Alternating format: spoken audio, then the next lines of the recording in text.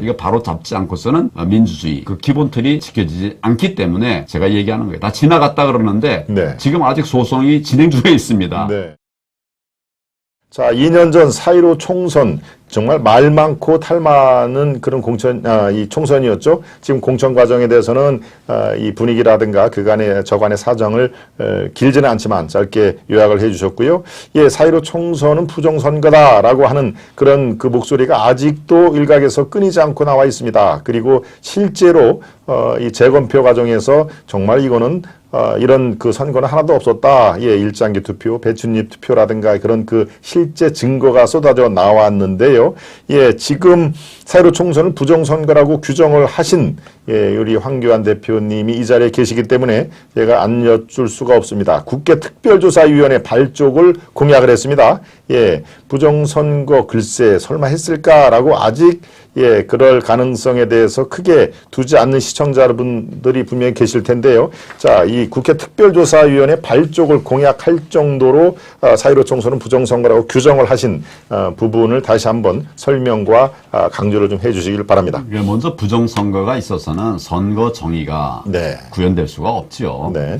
이 부정선거라는 거는 어제 오늘의 일은 아닙니다, 사실은. 제가 이제 1987년부터 공안부에서 선거사본 단속을 했었는데 그렇죠. 네. 그때부터 계속 다양한 부정선거가 저질러졌죠. 2000년, 2010년 들어서 전자 투개표 등을 통한 이런 모바일 등을 통한 이런 부정선거가 저질러졌죠.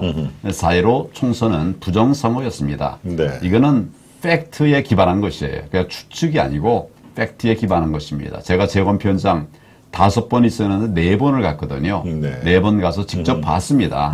뭐 예를 들면 배춧잎 표지라는 거, 그 위아래가 한 투표용지인데 달라요. 이런 투표용지를 가지고 투표한 사람이 없지 않습니까? 네. 또 빳빳한 한 번도 접지 않은 투표용지, 이게 뭐 부지기수로 쏟아져 나왔습니다. 네. 우리는 투표할 때 다 접어서 넣지 않습니까? 우리 헌법에도 비밀 투표를 보장하고 있어요. 우리 국회 선거법에서는 그래서 이걸 접어 투표한다 이렇게 돼 있습니다. 네. 그렇게 돼 있는데 안 접은 투표들이 이렇게 사전 투표지의 경우에는 반 가까이 나왔어요. 이거는 부정선거 아니고는 설명이 안 되는 거죠. 그래서 만약 그게 부정선거 아니라고 하면 조사를 하면 되는 겁니다. 그렇습니다. 제가 네. 토론을 하자고 해도 나오지 않고 수사를 받아라 그래도 수사 안 받겠다고 도망다니고 이러면서 그냥 없다고만 하는 것입니다. 네. 없다고만 하는 것이 정말 있다는 반증입니다. 그렇게 부정할 필요 없거든요. 그냥 조사하고 수사하고 네. 그냥 당당하게 응하면 되는 거거든요. 아니면 그만이고요. 네. 근데 그걸 피하는 것 자체가 벌써 본인의 부정들을 스스로가 알고 있다는 얘기 아니겠습니까? 이거 바로 잡지 않고서는 민주주의 우리 그 기본 틀이 지켜지지 않기 때문에 제가 얘기하는 거예요. 다 지나갔다 그러는데 네. 지금 아직 소송이 진행 중에 있습니다. 네. 지나간 게 아니에요. 남은 것이 더 많습니다. 진행된 것보다도. 네. 그래서 반드시 부정선거는 정의의 차원에서 밝혀져야 된다 이렇게 예. 생각합니다.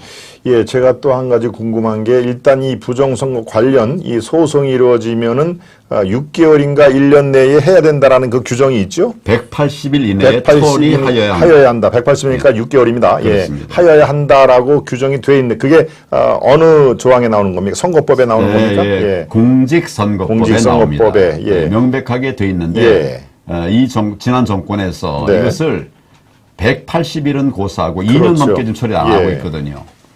법에 정해진 것을 처리하지 않고 있는 것은 불법입니다.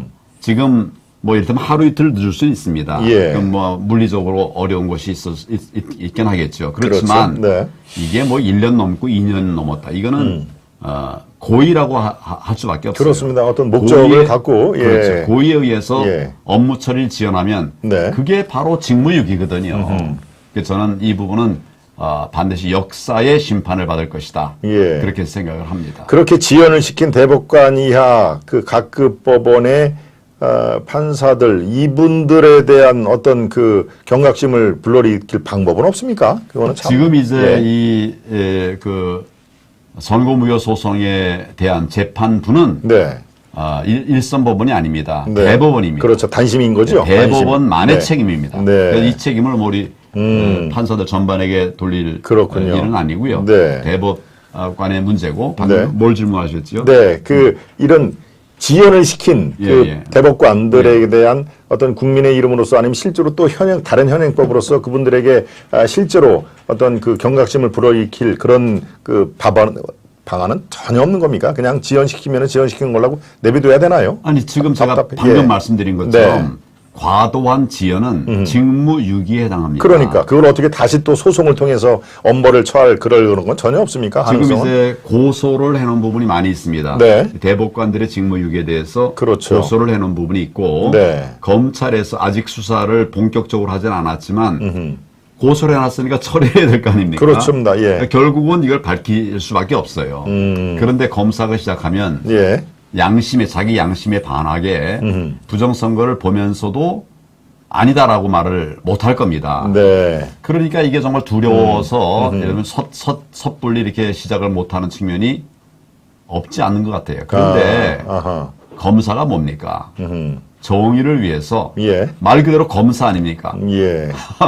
용어는 다르지만 그러나 불법이 있다고 하면 예. 용기 있게 나서야지요. 과거에 검찰은 그런 전통을 가지고 있었습니다. 예. 대통령이라도 부정하게 되면 우리가 싸웠고 저항했고 옛날에 그 노무현 정부 때 예. 검사와의 대화 있습니다. 라는 걸 네. 하지 않았습니까? 그렇습니다. 젊은 기억납니다. 검사들 10명이 나와가지고 대통령에 대해서 당당하게 네. 그렇게 얘기하지 않았습니까? 네. 지금 그렇게 하는 것이 적절합니까?